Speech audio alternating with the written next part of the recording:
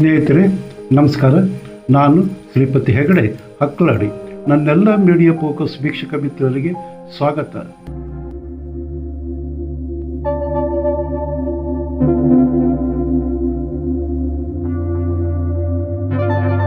ನಮ್ಮಲ್ಲಿ ಏನು ಬಿಡಲಿ, ಎಲ್ಲದಕ್ಕೂ ರಾಜಕೀಯ ಲೆಕ್ಕಾಚಾರ.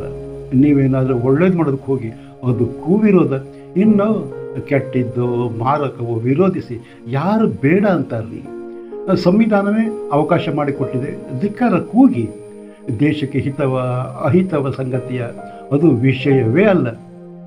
ಓಟ್ ಬರುತ್ತಾ, ಅಧಿಕಾರಕ್ಕೆ ಏರಬಹುದಾ, ಈ ಲೆಕ್ಕಾಚಾರವೇ ಎಲ್ಲ ವಿರೋಧಕ್ಕೂ ಕಾರಣ. ಸರ್ಜಿಕಲ್ ಸ್ಟ್ರೈಕ್ ಮಾಡಿದರೆ ಸಾಕ್ಷಿ ಕೇಳಿದ್ರು, ಪೆಹಲ್ಗಾಮ್ ದಾಳಿ ಪ್ರವಾಸಿಗರ ಪ್ಯಾಂಟ್ ಜಾರಿಸಿ ಜಾತಿ ಕೇಳಿ ಶೂಟ್ ಮಾಡಿದರು. ಆದರೆ ನಮ್ಮವರು ಇಲ್ಲ ಹಾಗೆ ಕೇಳಲಿಲ್ಲ ಅಂತ ಬಾಯಿ ಪಡ್ಕೊಂಡ್ರು.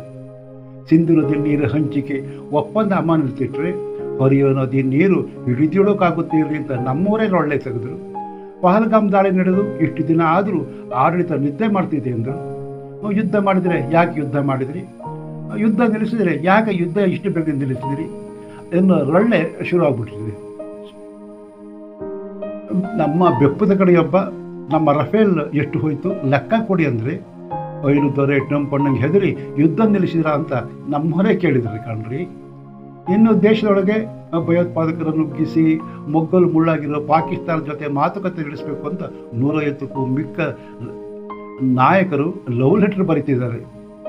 ಪ್ಯಾಲೆಸ್ತೈನ್ ಬಗ್ಗೆ ಅಯ್ಯಯ್ಯೋ ಎನ್ನುವ ಎಡಬಿಡಂಗಿಗಳು ಪಾಕಿಸ್ತಾನ ಪಿಒಗೆ ಸೈನಿಕರನ್ನು ನುಗ್ಗಿಸಿ ಜನರ ಹತ್ಯೆ ಮಾಡ್ತಿದ್ರೆ, ಅಫ್ಘಾನಿಸ್ತಾನದ ಮೇಲೆ ಪಾಕ್ ದಾಳಿ ನಡೆಸಿ ನಾಗರಿಕರನ್ನು ಕೊಲ್ತಾ ಇದ್ದರೆ ಎಂದಾದರೂ ಮಾತಾಡಿದ್ದು ಕೇಳಿದ್ದೀರಾ ನೀವು? ಭಾರತ ಹಿತಶತ್ರುಗಳ ಕೈಯಲ್ಲಿ ಸಿಕ್ಕಿ ನಲುಗ್ತಾ ಇದೆಯಾ?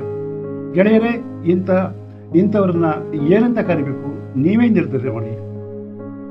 ಇಡೀ ವಿಶ್ವ ಕೊರೋನಾ ಮಹಾಮಾರಿ ಸಂಕಟದಲ್ಲಿ ನಡೀತಾ ಇತ್ತು ಕಣ್ರಿ. ಲಕ್ಷಾಂತರ ಜನ ಪ್ರಾಣ ಕಳ್ಕೊಂಡ್ರು. ಕೊರೋನಾ ಹಬ್ಬದಂತೆ ತಡೆಯುವ ನಿಟ್ಟಿನಲ್ಲಿ ಲಾಕ್ಡೌನ್ ಮಾಡಿದರೆ ಕೊರೋನಾ ಓಡಿ ಹೋಗುತ್ತೆ ಅಲ್ರಿ ಅಂದರು. ಇನ್ನು ಲಸಿಕೆ ಬಂತು ನೋಡಿ, ಇದು BJP ಲಸಿಕೆ ಅಂದರು.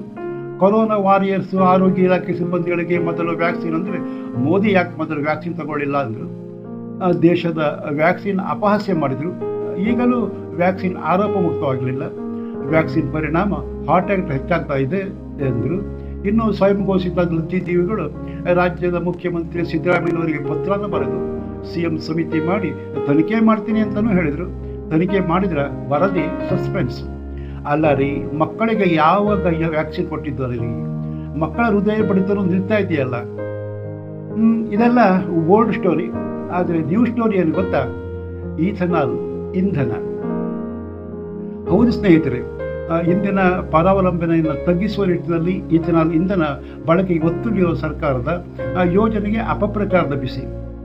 ಈಥನಾಲ್ ಬಳಸಿದರೆ ಇಂಜನ್ ಕೊಟ್ಟು ಹೋಗುತ್ತೆ, ಮೈಲೇಜು ಶಾರ್ಟೇಜು, ಪಿಕಪ್ ಇಲ್ಲ, ಅದು ಇದು ಹಾಳು ಮೂಡು ಸೇರಿಸಿ ಸಂಚಲನ ಸೃಷ್ಟಿಸಲಾಗ್ತಾ ಇದೆ.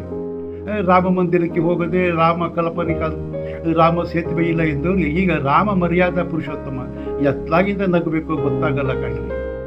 ಅಯೋಧ್ಯೆ ಚೋರಿ ಬೆನ್ನಿಗೆ ಈಥನಾಲ್ ಕಾಂಟ್ರವರ್ಸಿ. ಏನದು ಈಥನಾಲ್ ಇಂಧನ? ಈಥನಾಲ್ ಬಳಸಿದರೆ ವೆಹಿಕಲ್ ಹಾಳಾಗುತ್ತಾ? ಹಿಂದೆಯೂ ಈಥನಾಲ್ ಬಳಸ್ತಾ ಇದ್ರ? ಏನದು ಈಥನಾಲ್ ಕತೆ ತಿಳಿಯುವ ಪ್ರಯತ್ನ ಇಲ್ಲಿದೆ.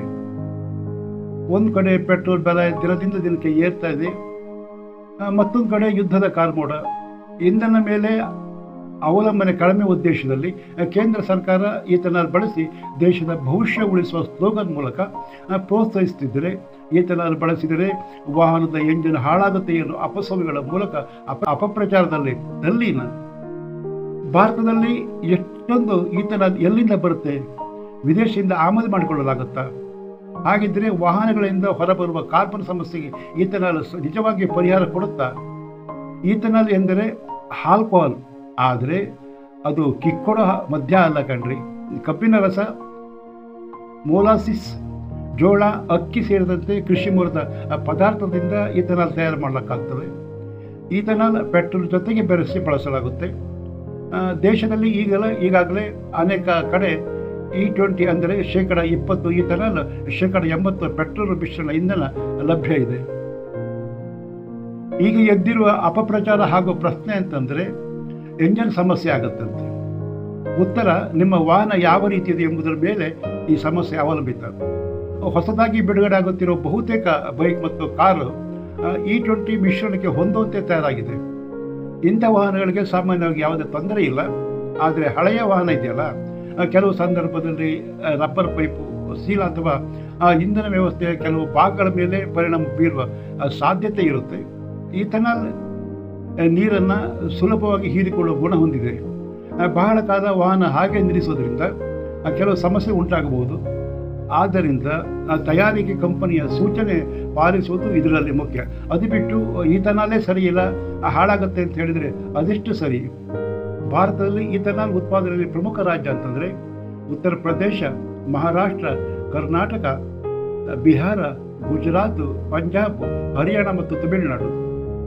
ಕಬ್ಬು ಬೆಳೆಯುವ ರಾಜ್ಯಗಳಲ್ಲಿ ಸಕ್ಕರೆ ಕಾರ್ಖಾನೆಗಳ ಮೂಲಕ ಮೊಲಾಸಿಸ್ನಿಂದ ಹೆಚ್ಚಿನ ಪ್ರಮಾಣದಲ್ಲಿ ಈಥನಾಲ್ ತಯಾರಿಸಲಾಗುತ್ತೆ. ಇತ್ತೀಚಿನ ವರ್ಷಗಳಲ್ಲಿ ಜೋಳ ಮತ್ತು ಮುರಿದ ಅಂದರೆ ಬ್ರೋಕನ್ ರೈಸ್, ನಮ್ಮಲ್ಲಿ ಕಡಿ ಅಕ್ಕಿ ಅಂತೀವಲ್ಲ, ಅದೇ ಅಕ್ಕಿಯಿಂದಲೂ ಉತ್ಪಾದನೆ ಮಾಡಲಾಗುತ್ತೆ. ಇದರಿಂದ ರೈತರಿಗೆ ಹೊಸ ಮಾರುಕಟ್ಟೆ ಲಭ್ಯ ಆಗುತ್ತೆ. ದೇಶದಲ್ಲಿ ಕಳೆದ ಕೆಲವು ವರ್ಷದಿಂದ ಈಥನಾಲ್ ಉತ್ಪಾದನೆ ವೇಗ ಕಂಡಿದೆ.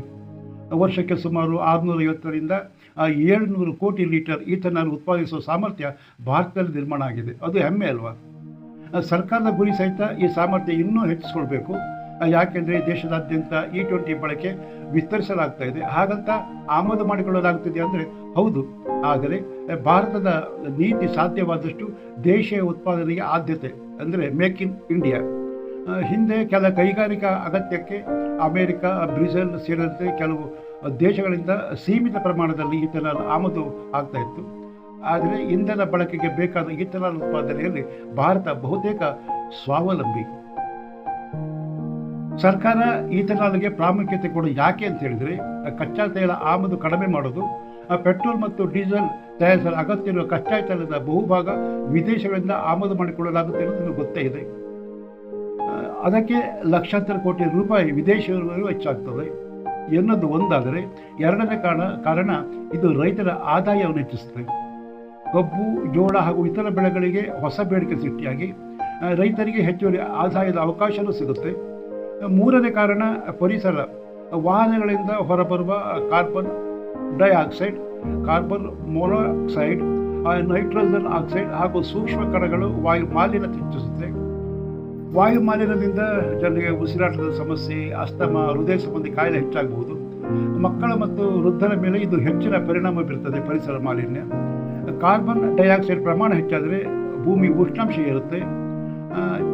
ಅದನ್ನೇ ಜಾಗತಿಕ ತಾಪಮಾನ ಏರಿಕೆ ಪರಿಣಾಮ ಅನಿಯಮಿತ ಮಳೆ, ತೀವ್ರ ಬಿಸಿಲು, ಬರ, ಪ್ರವಾಹ, ಹಿಮನದಿಗಳ ಕರಗುವಿಕೆ ಹಾಗೂ ಸಮುದ್ರ ಮಟ್ಟ ಏರಿಕೆ ಸಮಸ್ಯೆ ಆಗುತ್ತೆ. ಇವಾಗ ನಮ್ಮ ಕಣ್ಣು ಮುಂದೆನೇ ಇದೆಯಲ್ವ. ಇವಾಗ ಎಲ್ಲೋ ಒಂದು ಕಡೆ ದಿಢೀರ್ ಮಳೆ ಸುರಿಯುತ್ತೆ, ಹುಚ್ಚ ಮಳೆ ಸುರಿಯುತ್ತದೆ, ನೆರೆ, ಇವೆಲ್ಲ ಇದೆಯಲ್ಲ, ಇದು ವಾಯು ಮಾಲಿನ್ಯದ ಪರಿಣಾಮ. ಇದನ್ನೆಲ್ಲ ನಾವು ಇವತ್ತು ಎದುರಿಸುವಂಥ ಪರಿಸ್ಥಿತಿ ನಿರ್ಮಾಣ ಆಗಿದೆ. ಹಾಗಂತ ಈಥನಾಲ್ ಈ ಸಮಸ್ಯೆಗೆ ಸಂಪೂರ್ಣ ಪರಿಹಾರವ ಅಂದರೆ ಈಥನಾಲ್ ಸಾಮಾನ್ಯ ಪೆಟ್ರೋಲ್ಗಿಂತ ಸ್ವಲ್ಪ ಹೆಚ್ಚು ಪರಿಸರ ಸ್ನೇಹಿ ಅಂತ ಹೇಳಕ್ಕಾಗ್ತಿದೆ. ಯಾಕೆಂತಂದರೆ ಇದನ್ನು ಬೆಳೆಗಳಿಂದ ಉತ್ಪಾದನೆ ಮಾಡಲಿಕ್ಕಾಗ್ತಿದೆ ಮತ್ತು ಅದರ ಜೀವನ ಚಕ್ರದ ಒಟ್ಟು ಕಾರ್ಬನ್ ಪರಿಣಾಮ ಕಡಿಮೆ ಇರ್ಬೋದು. ಆದರೆ ಬೆಳೆ ಬೆಳೆಯಲು ನೀರು, ರಸಗೊಬ್ಬರ, ವಿದ್ಯುತ್ ಮತ್ತು ಸಾರಿಗೆ ಬೇಕಾಗುತ್ತದೆ ಅಲ್ವಾ. ಆದ್ದರಿಂದ ಇದು ಶೂನ್ಯ ಕಾರ್ಬನ್ ಅಂತ ಹೇಳೋಕ್ಕಾಗೋದಿಲ್ಲ. ಹಾಗಾಗಿ ಪರಿಸರ ತಜ್ಞರು ಹೇಳುವಂತೆ ಈಥನಾಲ್ ಒಂದು ಮಧ್ಯಂತರ ಪರಿಹಾರ. ಭವಿಷ್ಯದಲ್ಲಿ ವಿದ್ಯುತ್ ವಾಹನ, ಹಸಿರು ಹೈಡ್ರೋಜನ್ ಹಾಗೂ ಉತ್ತಮ ಸಾರ್ವಜನಿಕ ಸಾರಿಗೆಯಂಥ ಕ್ರಮಗಳ ಅಗತ್ಯತೆ ಇದೆ. ಇತ್ತೀಚಿನ ಮಾಹಿತಿಗಳ ಪ್ರಕಾರ 2025-26ರಲ್ಲಿ E20 ಅಂದರೆ ಈಥನಾಲ್ 20% ಮಿಶ್ರಣದ ಗುರಿ 5 ವರ್ಷದ ಮುಂಚೆಯೇ ಆರಂಭವಾಗಿತ್ತು. ದೇಶದಲ್ಲಿ ಈಥನಾಲ್ ಉತ್ಪಾದನಾ ಸಾಮರ್ಥ್ಯ ಸುಮಾರು 1200 ಕೋಟಿ ಲೀಟರ್ಗಿಂತ ಹೆಚ್ಚಾಗುವ ನಿರೀಕ್ಷೆಯೂ ಇದೆ. ಸರ್ಕಾರದ ಪ್ರಕಾರ ವಿದೇಶದ ವಿನಿಮಯ ಉಳಿತಾಯ, ಕಚ್ಚಾ ತೈಲ ಆಮದು ಕಡಿತ ಮತ್ತು ರೈತರ ಆದಾಯದಲ್ಲಿ ಹೆಚ್ಚಳ ಇದು ಸರ್ಕಾರದ ಪ್ರಮುಖ ಉದ್ದೇಶ. ಇದೇ ಸಮಯದಲ್ಲಿ ಕೆಲವು ವಾಹನ ಮಾಲೀಕರು E20 ಇಂಧನದಿಂದ ಮೈಲೇಜ್ ಕಡಿಮೆ, ಹಳೆಯ ವಾಹನಗಳಿಗೆ ಹೊಂದಾಣಿಕೆ ಅನುಮಾನ ವ್ಯಕ್ತಪಡಿಸಿದ್ದಾರೆ. ಯಾಕೆಂತಂದರೆ E20ಗೆ ಹೊಂದಿರುವ ವಾಹನಗಳಲ್ಲಿ ಇಂಜಿನ್ ಹಾನಿಯಾಗುತ್ತೆ ಎನ್ನುವುದಕ್ಕೆ ಯಾವುದೇ ಸಾಕ್ಷ್ಯಾಧಾರವಿಲ್ಲ, ಆಧಾರವಿಲ್ಲ, ಪ್ರೂಫೂ ಇಲ್ಲ. ಇದು ಬರೀ ಸಾರ್ವಜನಿಕರವಾಗಿ ಅಂತೆಕಂತೆಗಳ ಸಂತೆಯಾಗಿದೆ. ಅದೇ ಕೊರೋನಾ ಸಮಯದಲ್ಲಿ ಸೀಸ್ ಮಹಲ್ ಕಟ್ಟಿದ ಅಬಕಾರಿ ಹಗರಣದ ರೂವಾರಿ ಅರವಿಂದ್ ಕೇಜ್ರಿವಾಲ್ E20 ವಿರುದ್ಧ ಬಾಯಿ ಹರಿಕೊಳ್ತಾ ಇದ್ದಾರೆ. ಇದಕ್ಕೆ ಇವರಲ್ಲಿ ಏನು ಸಾಕ್ಷಿ ಇದೆಯೋ ಗೊತ್ತಿಲ್ಲ, ಆದರೆ ಗಾಳಿಯಲ್ಲಿ ಗುಂಡು ಹೊಡೆಯೋದನ್ನು ಮಾತ್ರ ಬಿಡೋದಿಲ್ಲ. E20 ಮಾರಕ ಅನ್ನೋದರ ಸಾಕ್ಷಿ ಸಮೇತ ನಿರೂಪಿಸಬೇಕಾಗುತ್ತದೆ, ಸುಮ್ಮನೆ ಮಾತಾಡೋದಲ್ಲ. EVM ಹ್ಯಾಕ್, ವೋಟ್ ಚೋರಿ ಅಂತ ಬಾಯಿ ಬಡಿದುಕೊಂಡ ಹಾಗೆ ಎಲ್ಲೂ ಏನು ಬಿಲ್ಲದ ನಾಲಿಗೆ ಹೇಗೂ ಹೊರಡುತ್ತೆ. ಅದು ಈಥೆನಾಲ್ ಇಂಧನದ ಮೇಲೂ ಹೊರಡ್ತಾ ಇದೆ. ಭಾರತೀಯ ಪುರಾಣಗಳಲ್ಲಿ ಪುಷ್ಪಕ ವಿಮಾನದಂತಹ ಅದ್ಭುತ ಹಾರುವ ವಾಹನಗಳ ವರ್ಣನೆ ಸಿಗುತ್ತೆ. ಆದರೆ ಅದು ಯಾವ ತಂತ್ರಜ್ಞಾನದಲ್ಲಿ ಅಥವಾ ಯಾವ ಇಂಧನದಲ್ಲಿ ಕಾರ್ಯನಿರ್ವಹಿಸ್ತಾ ಇತ್ತು ಎಂಬುದಕ್ಕೆ ಇತಿಹಾಸ ಯಾವುದೇ ವೈಜ್ಞಾನಿಕ ಸಾಕ್ಷಿಗಳಿಲ್ಲ. ವೇದ ಮತ್ತು ಆಯುರ್ವೇದ ಕಾಲದಲ್ಲಿ ಧಾನ್ಯ, ಹಣ್ಣು, ಕಬ್ಬಿನ ರಸ ಬಳಸಿ ತಯಾರಿಸಿದ ವಿವಿಧ ಆಸವ ಮತ್ತು ಅರಿಷ್ಟ ಔಷಧಿಗಳಿಗೆ ಬಳಸಲಾಗ್ತಾ ಇತ್ತು. ಇವುಗಳಲ್ಲಿ ಸಹಜವಾಗಿ ಸ್ವಲ್ಪ ಪ್ರಮಾಣದ ಈಥೆನಾಲ್ ಇರುತ್ತೆ. ಚರಕ ಸಂಹಿತೆ ಮತ್ತು ಸುಶ್ರುತ ಸಮೇತ ಗ್ರಂಥಗಳಲ್ಲಿ ಅಸಮ ಅರಿಷ್ಟಗಳ ಉಲ್ಲೇಖವಿದೆ. ಪ್ರಾಚೀನ ಭಾರತದಲ್ಲಷ್ಟೇ ಅಲ್ಲ, ಈಜಿಪ್ಟ್, ಮೆಸೊಪೊಟೇಮಿಯಾ ಮತ್ತು ಚೀನಾ ನಾಗರಿಕತೆಗಳಲ್ಲೂ ಫರ್ಮೆಂಟೇಷನ್ಸ್ ಮೂಲಕ ಆಲ್ಕೋಹಾಲ್ ತಯಾರಿಸಲಾಗ್ತಾ ಇತ್ತು. ಆದರೆ ವಾಹನಗಳಿಗೆ ಇಂಧನವಾಗಿ ಈಥೆನಾಲ್ ಬಳಕೆ ಆಧುನಿಕ ಕಾಲದ್ದು. ಇನ್ನೊಂದು ಕುತೂಹಲಕಾರಿ ವಿಷಯ ಅಂತಂದರೆ, ನಿಕೋಲಸ್ ಒಟ್ಟೋ ಎನ್ನುವರು ಅವರು ಇಂಟರ್ನಲ್ ಕಾಂಬಿನೇಷನ್ ಎಂಜಿನ್ ಆಲ್ಕೋಹಾಲ್ ಇಂಧನದಲ್ಲೇ ಕಾರ್ಯನಿರ್ವಹಿಸ್ತಾ ಎನ್ನಲಾಗುತ್ತೆ. Henry Ford model T car petrol ಹಾಗೂ ಈಥೆನಾಲ್ ಇಂಧನ ಬಳಸಿ ಓಡುವಂತೆ ವಿನ್ಯಾಸಗೊಳಿಸಿಕೊಂಡಿದ್ದರು. ಅಷ್ಟೇ ಅಲ್ಲ, ಅವರು ಆಗಿನ ಕಾಲದಲ್ಲೇ ರೈತರ ಹೊಲವೇ ಭವಿಷ್ಯದ ಇಂಧನದ ಮೂಲ ಎಂಬ ಕಲ್ಪನೆ ಬಿಂಬಿಸಿದ್ರು. ಈಥೆನಾಲ್ ಹೊಸದಾಗಿ ಹುಟ್ಟಿದ ಇಂಧನ ಏನಲ್ಲ ರೀ, ಅದು ಸಾವಿರಾರು ವರ್ಷಗಳ ಹಿಂದೆ ಇತ್ತು. ಆಯುರ್ವೇದ ಆಸವ ಅರಿಷ್ಟ ರೂಪದಲ್ಲಿ ಬಳಕೆ ಇತ್ತು. ಆದರೆ ವಾಹನಗಳಿಗೆ ಇಂಧನವಾಗಿ ಬಳಸುವ ಕಲ್ಪನೆ ಸುಮಾರು 100 ವರ್ಷಗಳ ಹಿಂದೆ ಆರಂಭ. ಇಂದು ಅದೇ ಈಥೆನಾಲ್ ಭಾರತದಲ್ಲಿ ಪೆಟ್ರೋಲ್ಗೆ ಪರ್ಯಾಯವಾಗಿ ಮತ್ತೆ ಮಹತ್ವ ಪಡೆದುಕೊಳ್ತಾ ಇದೆ. ಅಟಲ್ ಬಿಹಾರಿ ವಾಜಪೇಯಿ ಕಾಲದಲ್ಲಿ ಈಥೆನಾಲ್ ಇಂಧನದ ಬಗ್ಗೆ ಮಾತನಾಡಿದರು. ಆದರೆ ಚುನಾವಣೆಯಲ್ಲಿ NDA ಸೋತ ನಂತರ ಕಾಂಗ್ರೆಸ್ ಅಧಿಕಾರಕ್ಕೆ ಬಂತು.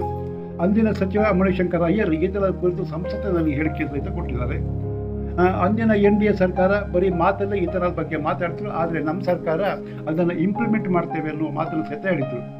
ಅಂದರೆ ಕಾಂಗ್ರೆಸ್ನವರು ಈಥೆನಾಲ್ ಇಂಧನವನ್ನು ಬಳಸೋ ಬಗ್ಗೆ ಬಳಸಿದರೆ ಅದು ಸರಿ, ಆದರೆ ಬೇರೆ ಮಾಡಿದರೆ ತಪ್ಪ.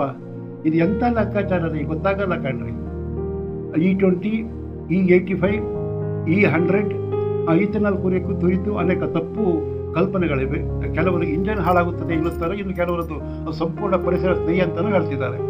ಆದರೆ ವಾಸ್ತವವಾಗಿ ಏನಂತ ಹೇಳಿದರೆ, ಸರಿಯಾದ ವಾಹನದಲ್ಲಿ ಸರಿಯಾದ ಪ್ರಮಾಣದಲ್ಲಿ ಈಥೆನಾಲ್ ಮಿಶ್ರಣ ಬಳಸಿದರೆ ಅದು ಸುರಕ್ಷಿತ.